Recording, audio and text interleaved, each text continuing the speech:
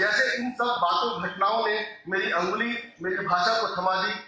मेरे लेखन में लगभग 10 वर्ष का आरंभिक काल बड़ा आनंददायी रहा। जादू और पैर की अधिकांश रचनाएं उसी समय लिखी गई। मेरी बाल कहानियों में बाल स्मृतियों की विभिन्न घटनाएं कहानियों के रूप में प्रकट हुई है।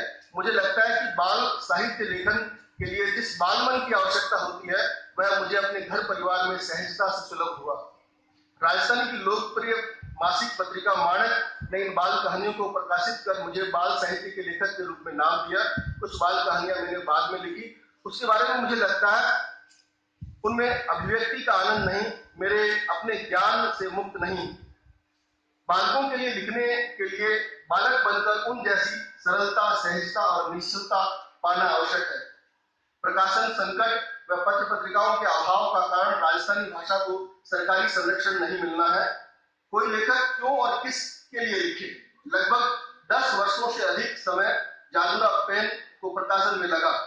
इसका प्रकाशन जैसे किसी मृत पांडुलिपियों में प्राणों का संचार होना था। वहीं मेरे बाल साहित्यकार का दूसरा जन्म थी। राजस्थानी में जयंत निर्माण, DL माड़ी, भंवरलाल भ्रमर, आनंद आचार्य, राम निरंजन खिमाऊ, दिनेश दीनदयाल शर्मा, नवनीत पांडे, हरीश बी शर्मा, मदन गोपाल लड्ढा, विमला भंडारी, रवि पुरोहित आदि लेखक बाल साहित्य की विविध विधाओं में सक्रिय है। यह सच है कि इन वर्षों में बाल साहित्य नहीं लिख पाया। बाल साहित्य लिखना आज के दौर में बड़ों के साहित्य लिखने से भी मुश्किल हो गया है। अनेक प्रश्नों और आशंकाओं ने मुझे घेर रखा है। ऐसा क्यों हुआ यह तो मैं नहीं जानता, किंतु लगता है मैं अब अभय होकर नहीं लिख सकता। शायद यह भय स्वयं को एक जिम्मेदार लेखक मानने से भीतर लग गया है। गत वर्षों में मैंने कविता, आलोचना और अनुवाद के क्षेत्र में कुछ काम करने का प्रयास किया है।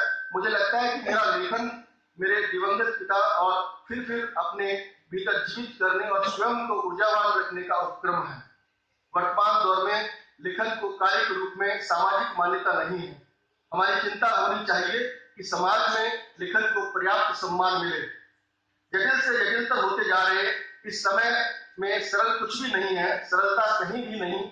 ऐसे में बाल साहित्य लेखन से जुड़ी जिम्मेदारियां, अपेक्षाएं निश्चित ही अपरिमित है। यह जिम्मेदारी मैं इस रूप में ग्रहण करता हूं कि बच्चों में आयु विभेद से जुड़ी जटिलताएं और विविधीकरण के बिंदु कुछ अधिक मिलते हैं। हम लिखते तो बच्चों का साहित्य है, किंतु अक्सर वह किसी वर्ग विशेष या आयु विशेष के लिए सिमट कर रह जाने की त्रासदी भोगता है। मेरा मानना है कि किसी भी युवा, प्रौढ़ अथवा वर्ग के भीतर का उसका बचपन सदा सदा हरा रहता है और इस रूप में सभी के अंतस में एक बाल मन जीवित रहता है। बाल साहित्य के पाठक केवल बच्चे ही नहीं, इसमें बड़े बच्चे और बूढ़े भी शामिल हैं। ऐसे में इस समग्र पाठक संसार से एक उभयनिष्ठ छोटे संसार को हमें पहचानना है। पाठक के रूप में बालक, बालिका या चयनित समूह के बच्चों की परिकल्पना मैं करता हूँ। जब मैं लिखता हूं तो मुझे यह भी ज्ञान होना चाहिए कि मैं किसके लिए लिख रहा हूं। किसी इकाई के रूप में हर रचना से पहले यह विचार करना मुझे आवश्यक जान पड़ता है। किसी आदर्श और उभयनिष्ठ इकाई को स्वीकार करना बाल साहित्य के परिप्रेक्ष्य में सरल कार्य नहीं है। मैं जिस भाषा और प्रदेश का लेखक हूं, वहां मेरे सामने आ रही चुनौतियों का अंदाजा आप इस रूप में लगा सकते हैं कि एक समय हिंदी के हित में शहीद की गई मेरी मातृभाषा राजस्थानी आज भी रोती बिलखती है। उसे अपने बच्चों और घर परिवार से अलग रखा गया है।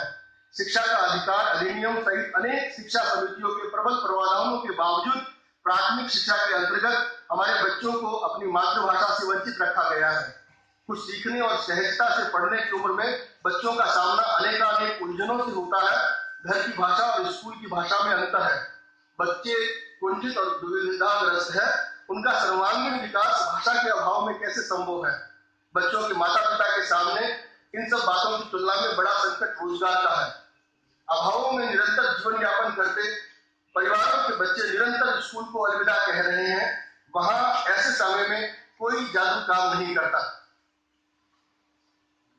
यकीनन जैसा मैंने आरंभ में कहा कि मुझे बचपन में बहुत बाद में अपनी मातृभाषा की अंगुली थामने का सुख मिला। किसी भाषा को मां के रूप में स्वीकार किए जाने की अहमियत का एहसास मिलना बहुत जरूरी है। वही एहसास मैं अपनी भाषा में लिखकर अपने नन्हे दोस्तों को देना चाहता हूँ।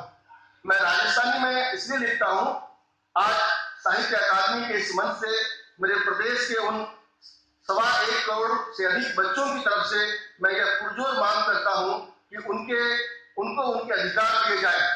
मेरे इस उद्बोधन की अंतिम पंक्ति पर आप सभी का समर्थन चाहूंगा। क्या हमारी यह मांग जायज नहीं कि राजस्थान के बच्चों की प्राथमिक शिक्षा उनकी मातृभाषा में होनी चाहिए? जय हिंद, जय राजस्थान।